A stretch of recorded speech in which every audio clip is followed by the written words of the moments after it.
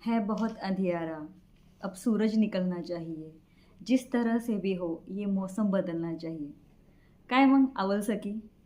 तर ही कविता होती हिंदीमय कवी स गोपालदास त्यांनी होती. इनो अर्थ असं असं की जुनू जुनू लय होई गी, लय रात्र होई गी, लय काळ रात्र होई गी, खूप अंधार होई गे. आता नवीन सूरज उगानं पाहिजे असं आणि जे वातावरण सुरू असं ना आता ते बदललं पाहिजे असं.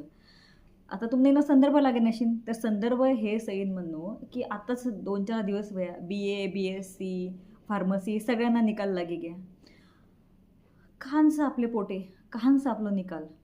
कानच नाही सर 10वी-12वी पोरांना निकाल लागतं, इतका टक्का लागा, स्टेटस लागतं, WhatsApp, Facebook सगळीकडे आवतंच. पोटेनो कानचं शेअर आपलं. काहनं दिशेने म्हणतं की कोण कोण BA मग एवढा मार्क्स पड्या, ॲग्रीगेट एवढा पड्या, BSc मग पड्या किंवा नवीन जे पण निकाल लागतील त्यांचं कहानचं आपण गुजरपोटेनो शेअर. कहानचं गुजरपोटे हो तुम्ही? हं? कहानच नाही सर दिसतेच नाही सर म्हणजे समजतोच नाही सर कहानचं आपले गुजरपोटे. तर समजी घेऊ आता आपली गुजर पॉप्युलेशनचं जळगाव जिल्हाમાં जवळपास 2.5 लाख आणि बऱ्हाणपूर वगैरे धरी तर 1-1.5 लाख म्हणजे टोटल मिळेल आपण किती सर 4 लाख. ह्या 4 लाख म्हणते कमीत कमी आता समजी घेऊ समजा 30,000 पोटे असतील जे हे 18 ते 21 वयोगटमध्ये असतील म्हणजे सगळी त्यांनी ग्रॅज्युएशन करत असतील किंवा पोस्ट ग्रॅज्युएशनला ॲडमिशन घेत असतील कहानचं कितीक निकालचं आपलं. तर मारो हाच विषय असं हे जे मारे तरुण बहिणोस त्यांना एज्युकेशन बाबतीत की काय शिके रे आपण कहानचं आपलं शेअर कहानचं मोठ्या मोठ्या जॉब प्रोफाईल मग त्यांना मग आता आपण इतका फॉरवर्ड होई गया एकदम काळानुरूप चाले गया आपल्या म्हणजे सगळ्यांना घरमा अँड्रॉइड फोन्स किंवा एकदम आधुनिक होई गया की एकदम मॉडर्न होई गया म्हणजे आपण आज नऊवार पातळपासती आम्हाला जनरेशनने पोटे जीन्स टॉपपर्यंत आई गया स्कर्टपर्यंत आई गया पण शिक्षण बाबतीत का आणलो गाया हे विचार आपण करेच नाही सर. तर तीन करता मारो आजनो व्हिडिओ तर मन एक रिसर्च करे आपल्या पोटेवर पाहि ती जितके बी आपले पोटे ना गोदर तालुका आहे तीनमध्ये फार क्वचित आणि फार कमी टक्के शेअर्स की समजा 10पैकी जर घेतली तर म्हणजे 1.5%च पोटे असं जे पोस्ट ग्रॅज्युएशन कंप्लीट करतंस किंवा मेडिकलला जातंस किंवा काय इंजिनिअरिंगला जातंस बाकीने जे BA शिकतंस प्लेन BSc करतंस किंवा D फार्मसी करतंस बस ते असंच म्हणतंस नाही पण लय होईगी घरना नाही म्हणतंस आपण शिकवण पण तिनं मूळ कारण का नाही म्हणतंस हे तर शोधणं गरजेचं ना.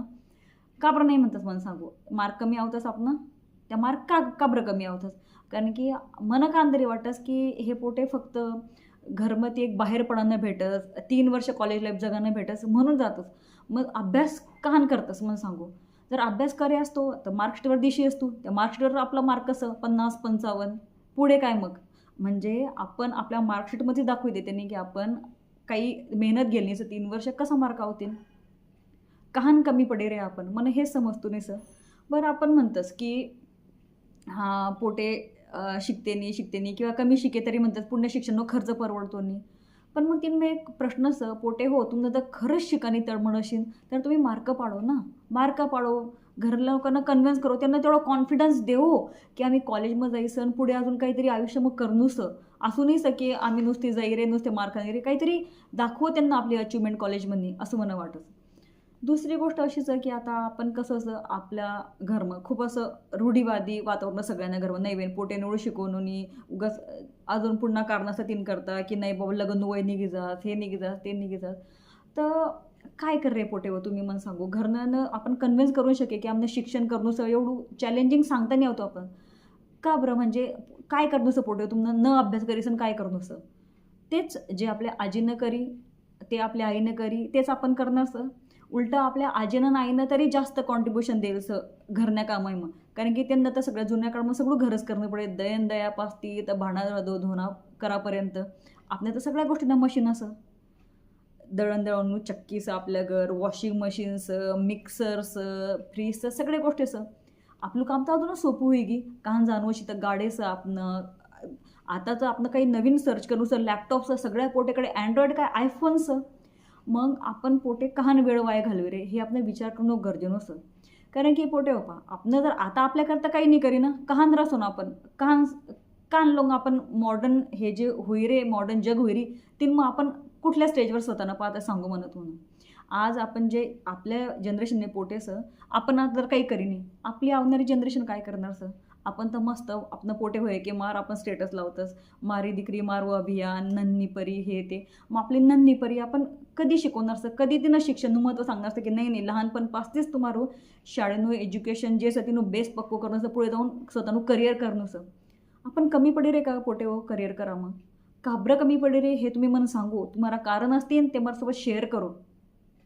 इनकन काय होई रे आपण पुढे काही करते नाही, आपली जी इंटेलिजन्स ते वाया जाई रे, आपलं वर्कफोर्स ते कमी होई रे, आपलं जे महिलांनो करायला पाहिजे आपलं आपलं ज्ञानનો उपयोग करायला पाहिजे ते कमी होई रे. ऑलरेडी आपण कमी मग मायनॉरिटीचं तीन मग आपण असो बी आपलं शिक्षण वाया जाई रे. मग काय फायदो ना, आपण आपलं आईवडील आपण एवढं 20 वर्ष शिकवतंस, मग त्या शिक्षणનો फायदो काय, काहीच नाही घरम. कारण की फायदो काही करता होतो नाही, आपण एवढं शिकीसन बी आपण आपल्या पोरं घरमं बी शिकवतं, लहान लहान पोरं राहतच त्यांनी बी ट्युशन लावतंच, मग शिक्षण उपयोग होईच नाही रे.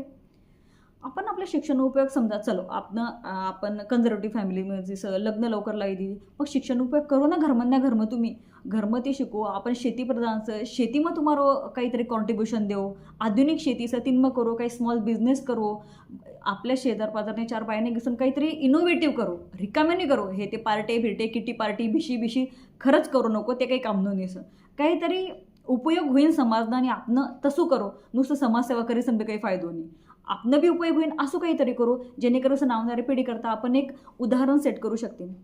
आपण म्हणतोच की आपण आता समजा आपण लग्न करतोच आपल्याकडून, आपण काय म्हणतात नोकरी बी पाहिजे असं, शेती बी पाहिजे असं. पण बेन हो आता समजा एखाद्या पोरांना नशीन नोकरी, जास्त शेती अशी नेनकड, मग शेतीमध्ये बी तर आपलं काही योगदान पाहिजे की नाही. ठीक आहे तुम्ही वॉरमध्ये असं नको खुरपू ना, नको काही काम करू, पण शेतीविषयक जे नवीन टेक्नॉलॉजी आहे रे त्यांना तर अभ्यास करू.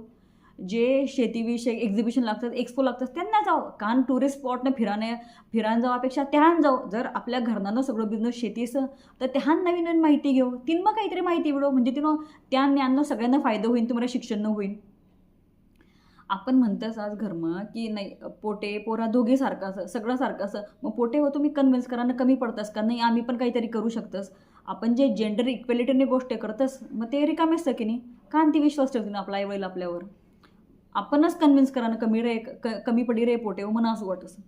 दुसरी गोष्ट असं आपण शिक्षण घेतच पुढे काहीच करतो नाही, काय रिस्पेक्ट राहील पुढल्या पिढीनं, काय आदर करतील पुढली पिढी आपण. तेच म्हणतील आत्याने बाईनं काही काम नाही सर, सगळा मशीन असं सगळं असं, ह्या फक्त स्वयंपाक करतास आणि दिवसभर फोन चालवतोस. आपण एक्झाम्पलच तसं सेट करी ऱ्या पोटे हो.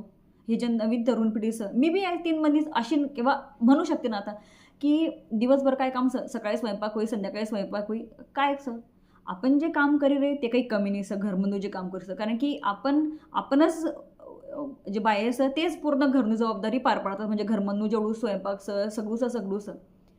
पण मग कधी लोक फक्त हेच करसून आपले ज्ञानનો वापर कधी करसून मला सांगू. आता जर साधारणतः असं पावन गाई पोटे हो प्रत्येक पोऱ्यानं असं वाटस की आपलं बायको आपल्या आईसारखी भेटली पाहिजे. का बरं, कारण की त्यांनी आई त्यांना सगळं हातमध्येच, त्यांना आवडीनिवडून स्वयंपाक करत, त्यांनी आवडीनिवडून सगळं त्यांच्यासारखं करत.